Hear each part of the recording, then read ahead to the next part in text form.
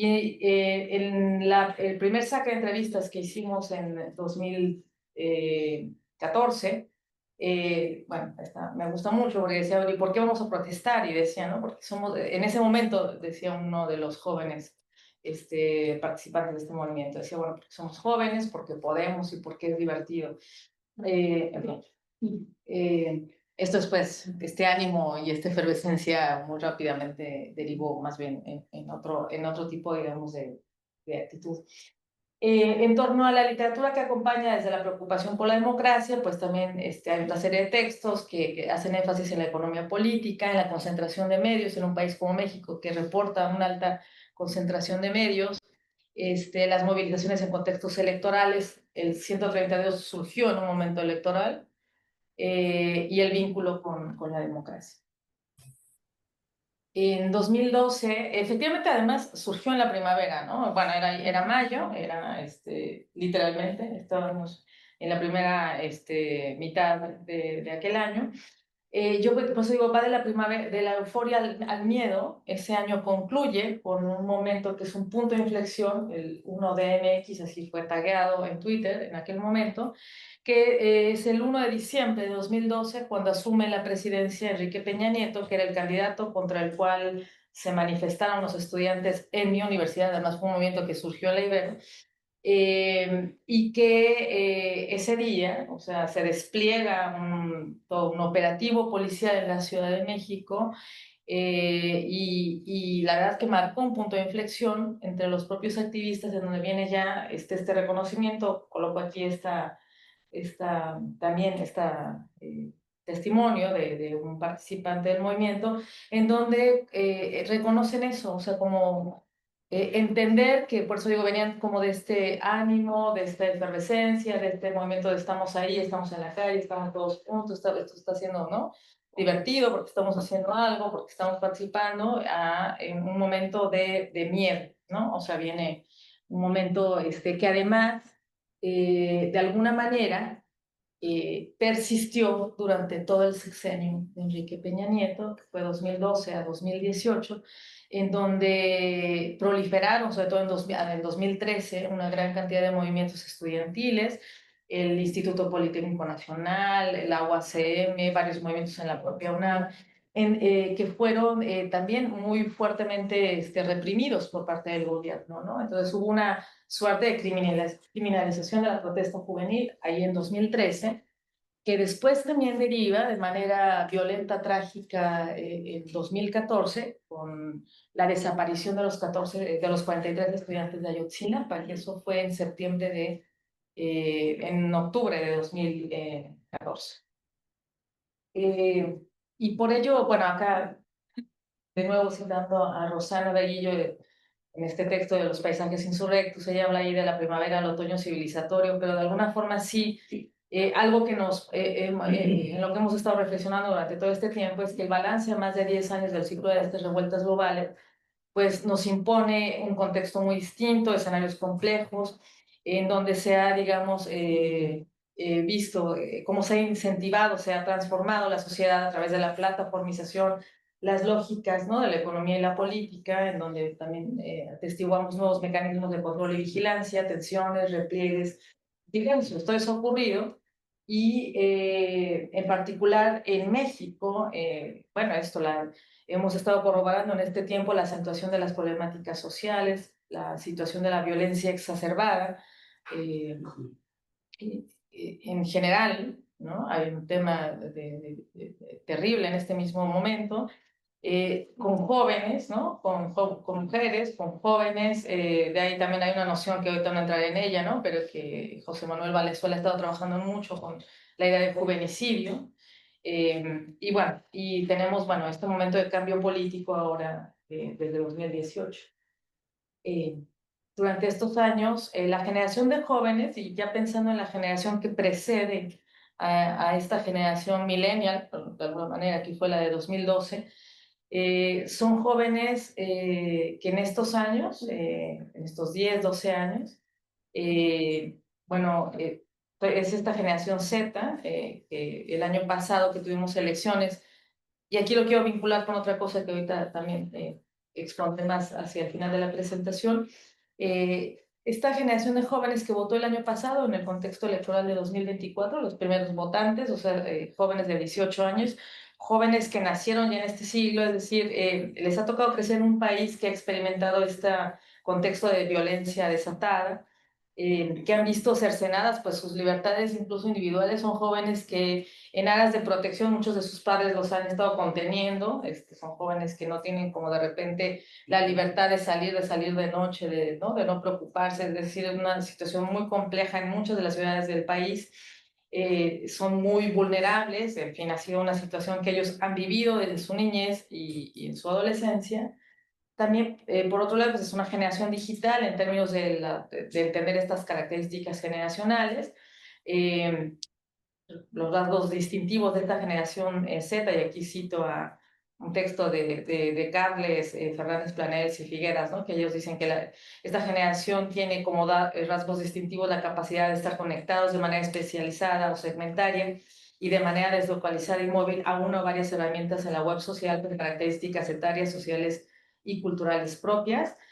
Como les digo, nacieron a finales de los 90 y durante la primera década de los 2000. En México representa más del 30% de la población.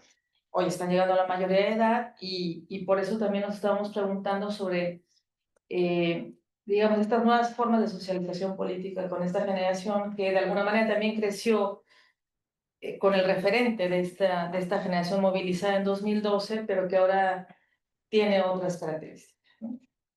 Volviendo al contexto sociopolítico en México, no me voy a tener mucho aquí, pero es que sí explica parte de lo que está ocurriendo hoy.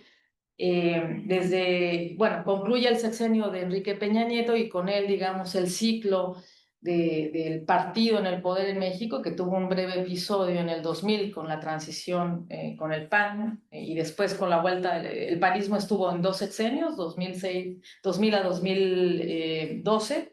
Después vuelve Enrique Peña Nieto, digamos, con eso de alguna manera concluye como este periodo, digamos, de los gobiernos prianistas, dicen algunos en México, y el advenimiento del cambio de régimen en 2018 con Enrique Peña Nieto y ahora desde el año pasado con Claudia Sheinbaum.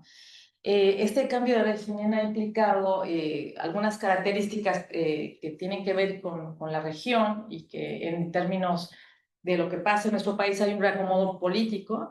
Ha implicado lo que algunos autores identifican como un progresismo tardío en relación con el advenimiento de otros gobiernos populistas de izquierda en América Latina. Eh, eh, Whatever that means, lo que sea la izquierda, pero la izquierda en México llega en 2000, digamos, en 2018, que también con una serie, como digo, un reacomodo político que ha implicado una centralidad hegemónica, una polarización política y otra serie de características, pero hay una que es muy importante y por eso lo de la desmovilización, porque en esta suerte de reacomodo político hay una negociación de conflictos emergentes y que algunos autores leen como una suerte de desmovilización. En este contexto y durante estos 10 años, entonces, bueno, marco todo este elemento de contexto para entender algunas cosas que estamos mirando en este momento, ¿no? Yo me estaba interrogando por en el seguimiento del activismo juvenil en México con algunas lógicas de acción conectiva que tienen que ver con estos momentos en donde se ha vuelto a activar, digamos, la movilización que surge en 2012, pero que después ese grupo, esa red, ¿no? de activistas han estado involucrados en otra serie de movilizaciones, ¿no? Ayotzinapa en 2014, la movilización ciudadana en 2017 a propósito de un terremoto que ocurre en septiembre de ese año, movilizaciones estudiantiles que se permanecen de manera, digamos, intermitente a lo largo del tiempo, de 2013 a la fecha, las movilizaciones medioambientales y las movilizaciones feministas. En un texto que publicamos en 2018, le llamamos Las derivas del Yo Soy 132, entendíamos todo esto que ahorita les estoy mencionando en la diapositiva anterior, esta serie de, digamos, de movilizaciones que se han ido dando a lo largo de este tiempo, como parte de un mismo proceso sociopolítico, ¿no? En 2015, sobre todo al año, digamos, de la desaparición de los 43 estudiantes de Ayotzinapa. Bueno, esta es una foto de esa movilización al año siguiente, que bueno, fue como muy recogida por la prensa en ese momento. En esta serie de acciones, digamos, han estado involucrados dos colectivos que surgieron en 2012, Rexiste y Más de 131, que son organizaciones que se han mantenido juntas durante muchos años y que han estado implicadas en la organización de acciones durante las marchas de Ayotzinapa. Son formaciones que surgieron, como les digo, allá en 2012. Su forma de organización destacó por ciertas particularidades que van desde la experiencia política previa, sus modos de organización y la planeación de una comunicación de protesta. Eh, eh, Parte de las tácticas y las estrategias de estos colectivos, bueno, tenían que ver, por un lado, con las formas de ocupación en el espacio público, intervenciones como la que vimos anteriormente, que además colocan en la agenda, por ejemplo, ¿no? La responsabilidad, por ejemplo, con la desaparición de los estudiantes, que ha sido desde entonces un tema que no ha estado saldado todavía en nuestro país, ¿no? Como fue el Estado, que mueve una conversación pública y con la documentación. Entonces, esto ha sido como una constante. Entonces, esto fue en 2015. 2 años después, ¿no? Ocurre una tragedia, además una tragedia que en 1985 hubo un terremoto muy fuerte en la Ciudad de México, el 19 de septiembre. Dicen que los terremotos no, en fin, que sucedan el mismo día hay muy pocas posibilidades. Bueno, en 2017, el 19 de septiembre, volvió a temblar, un terremoto brutal que implicó también un desastre en la ciudad. Y en ese momento hubo una movilización ciudadana frente a la tragedia, en donde estuvieron involucrados muchos jóvenes, y esto la prensa también lo recogió, como siempre la prensa es como, bueno, esta generación apática y desinteresada ahora volvió a salir a la calle, ¿no? Bueno, siempre se sorprenden, pero en realidad, y en los testimonios que hemos recogido, nosotros además identificamos como, bueno, surge en ese contexto una plataforma que se llama Verificado 19S, que colaboró en esos días posteriores para identificar información real en donde había que llevar ayuda, etcétera, movilizar a la gente, organizar en la calle, etcétera. Y reconocido por muchos ex 132 que efectivamente había una red organizada, había un chat de WhatsApp ya en ese momento que se movilizaron, se activaron y que crearon además esta plataforma, digamos, que después se convirtió en un antecedente además de esto que implica la verificación de información falsa, ¿no? Es decir, ya ahí entonces ellos activaron esta movilización en 2017 que lo identificamos también ahí como un ejemplo de acción cívica y ciudadana, ¿no? Que ocurrió ahí 2 años después. Y en 2018, pues las movilizaciones feministas en México, porque además lo identificamos ahí con una serie de acciones que tuvieron lugar ya en ese año. Esto ocurre en todo el mundo, pero en México, bueno, tiene estos momentos, 2018, que aparecen ahí las movilizaciones y nosotros, a partir de ese momento, como sabemos, estas movilizaciones, digo, no ocurren solo en México, pero bueno, ¿no? Interesa ver cómo ahí han tenido también su expresión y cómo varias de sus integrantes fueron jóvenes, mujeres jóvenes, socializadas políticamente en 2011. Las movilizaciones feministas constituyen, como sabemos, desde hace varios años un objeto de estudio relevante en cuanto a la potencia, efervescencia y visibilidad a nivel global. Eh, Hace parte, pues, de este conjunto de tecnopolítica feminista, que incluye también algún testimonio de una joven que además va reconociendo en sus propias, las entrevistas que les hacíamos, el aprendizaje político que tuvieron en 2012, lo que ellas mismas se dan cuenta, el papel que ellas tuvieron como activistas dentro del movimiento, que nos ha resultado muy interesante de ver. Aquí es en donde, a partir de este momento, he estado como analizando estas movilizaciones desde la perspectiva de las emociones. Nos ha interesado desde entonces observar las expresiones públicas en plataformas digitales. En particular lo hicimos con Twitter cuando se pudo todavía, cuando podíamos como acceder a los datos antes de que cerrara, ¿no? La plataforma. y después con Instagram. De hecho, con Instagram tenemos ahorita recabados desde 2020 a 2025. Hemos estado recabando posteos bueno, que hemos estado analizando en distintos momentos, ¿no?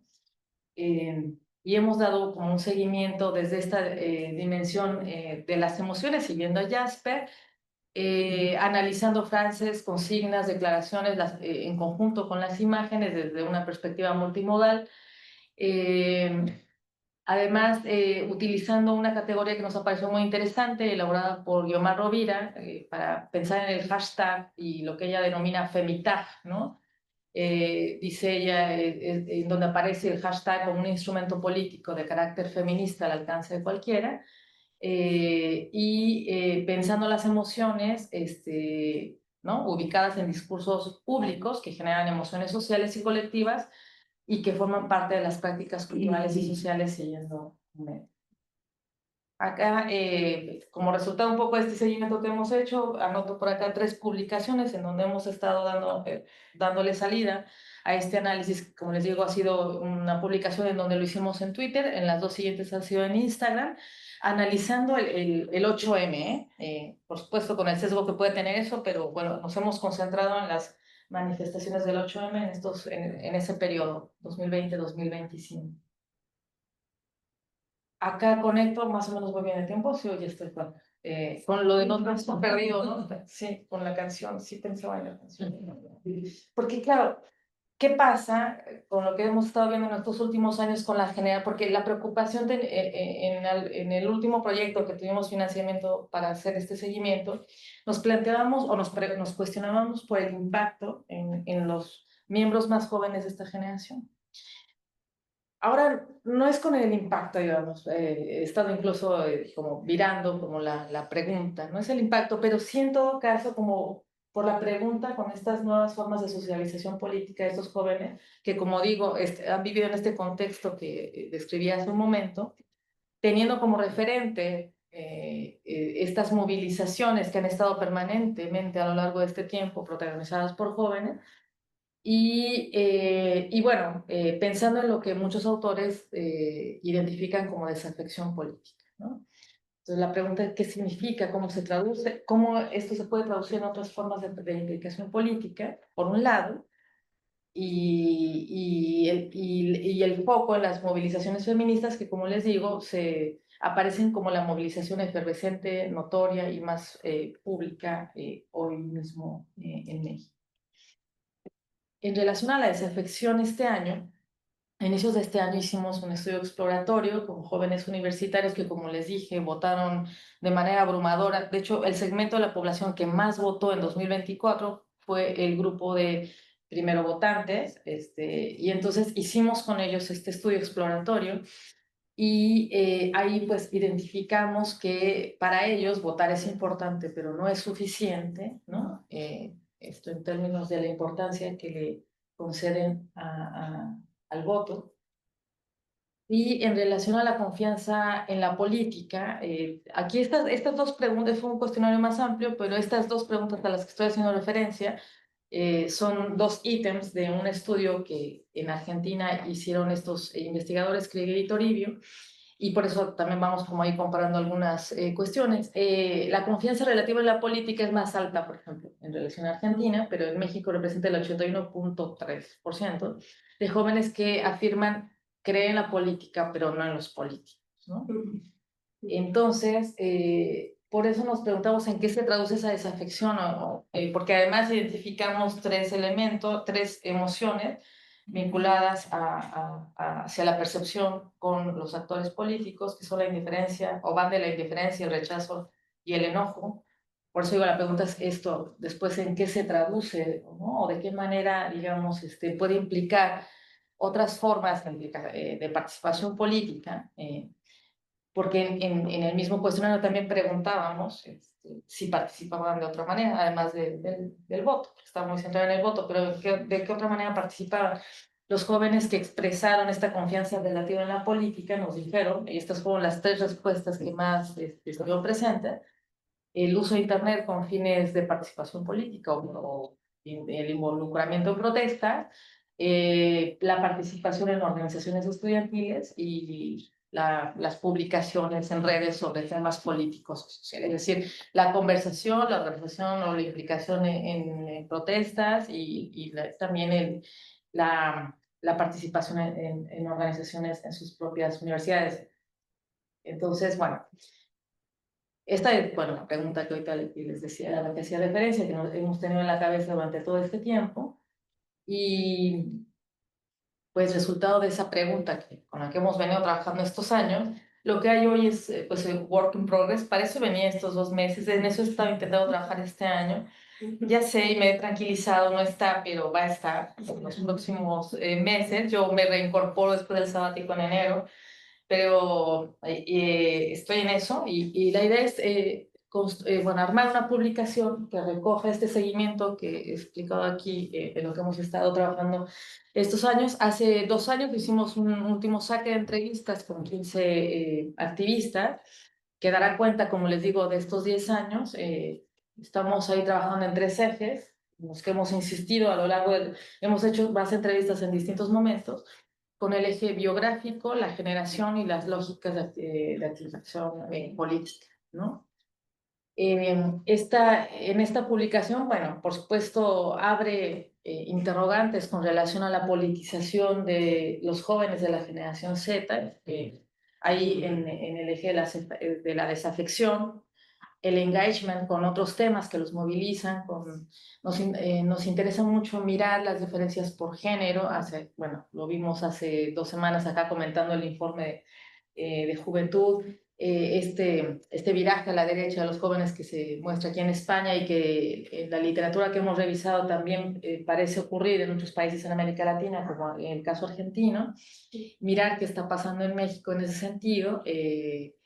Con esta, digamos, con esta reacción, ¿no? Con estos surgimiento, ¿no? O resurgimiento de valores más conservadores, ¿no? Que hacen ver una suerte de vuelta a la derecha, sobre todo con jóvenes, con hombres, ¿no? Más que con las mujeres. Queremos ver eso.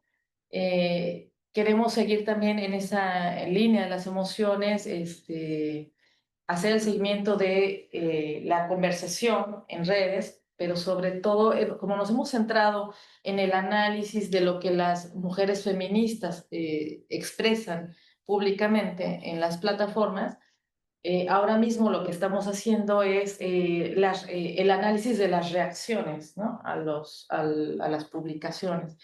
Y en ese sentido también conecta con esta preocupación por cómo está reaccionando, digamos, ¿no? Las respuestas que están teniendo estas movilizaciones del mismo eje de las emociones, para identificar pues la violencia digital que también hemos estado observando y que tiene que ver con, como ya sabemos, con los discursos de odio, el hate, etcétera, que ya está ocurriendo, que para muchas mujeres ha implicado, por eso hablaba de los repliegues y los silencios, frente a esta violencia digital.